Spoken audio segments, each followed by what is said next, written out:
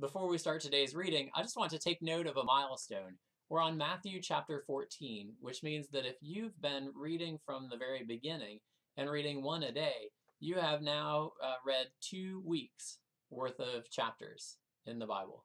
It's actually taken a little bit more than 2 weeks because we've been taking Sundays off. But that's 2 weeks worth of days of Bible reading. Congratulations. Take a minute and pat yourself on the back. We are reading today from Matthew chapter 14. I'll give you just a minute to find it and finish patting yourself on the back. And I'm reading from the New Revised Standard Version. At that time, Herod the ruler heard reports about Jesus, and he said to his servants, "This is John the Baptist. He has been raised from the dead, and for this reason these powers are at work in him." For Herod had arrested John, bound him, and put him in prison on account of Herodias, his brother Philip's wife, because John had been telling him, "It is not lawful for you to have her." Though Herod wanted to put him to death, he feared the crowd, because they regarded him as a prophet. But when Herod's birthday came, the daughter of Herodias danced before the company, and she pleased Herod so much that she promised on her oath to grant her whatever she might ask. Prompted by her mother, she said, "Give me the head of John the Baptist here on a platter." The king was grieved, yet out of regard for his oaths and for the guests, he commanded it to be given. He sent and had John beheaded in the prison. The head was brought on a platter and given to the girl, who brought it to her mother. His disciples came and took the body and buried it. Then they went and told Jesus. Now when Jesus heard this, he withdrew from there in a boat to a deserted place by himself. But when the crowds heard it, they followed him on foot from the towns. When he went ashore, he saw a great crowd, and he had compassion for them and cured their sick. When it was evening, the disciples came to him and said, "This is a deserted place, and the hour is now late. Send the crowds away so that they may go into the villages and buy food for themselves." Jesus said to them, "They need not go away. You give them something to eat." They replied, "We have nothing here but 5 loaves and 2 fish." And he said, "Bring them here to me." Then he ordered the crowds to sit down on the grass. Taking the 5 loaves and the 2 fish, he looked up to heaven and blessed and broke the loaves and gave them to the disciples, and the disciples gave them to the crowds. And all ate and were filled, and they took up what was left over of the broken pieces, 12 baskets full. And those who ate were about 5,000 men, besides women and children. Immediately he made the disciples get into the boat and go on ahead to the other side, while he dismissed the crowds. And after he had dismissed the crowds, he went up the mountain by himself to pray. When evening came, he was there alone, but by this time the boat, battered by the waves, was far from the land, for the wind was against them. And early in the morning he came walking toward them on the sea. But when the disciples saw him walking on the sea, they were terrified, saying, "It is a ghost!" And they cried out in fear. But immediately Jesus spoke to them and said, "Take heart, it is I. Do not be afraid." Peter answered him, "Lord, if it is you, command me to come out to you on the water." He said, "Come." So Peter got out of the boat, started walking on the water, and came toward Jesus. But when he noticed the strong wind, he became frightened. And beginning to sink, he cried out, "Lord, save me."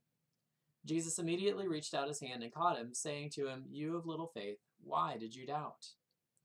When they got into the boat, the wind ceased, and those in the boat worshipped him, saying, "Truly, you are the Son of God." When they had crossed over, they came to land at Gennesaret. After the people of that place recognized him, they sent word throughout the region and brought all who were sick to him.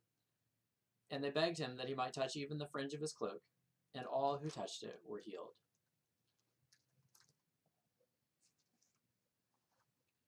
I think what this chapter brings out for me most today is the way that even Jesus took care of himself and took time for himself. The chapter opens with a moment of tremendous grief for Jesus. He gets the word that John the Baptist, his cousin, has been killed in a horrific way and for an utterly pointless reason. When he hears the news, he withdraws to a deserted place by himself. Even Jesus, who was without sin, needed to take some time to process his grief and pain at what had just happened, which could lead a person to conclude that needing some space for yourself in the midst of grief and crisis is not a sin. Most of us right now are in crisis and in some level of grief.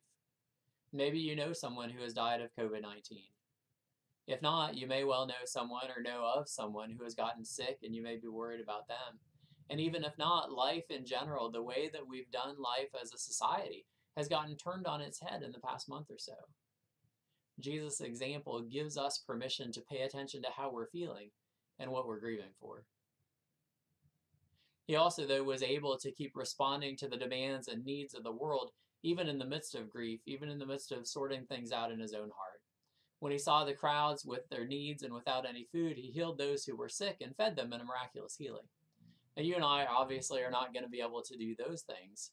But if you are finding yourself so disabled by your grief and anxiety that you notice yourself starting to be unable to do basic necessities of life, please take care of yourself by getting the help you need.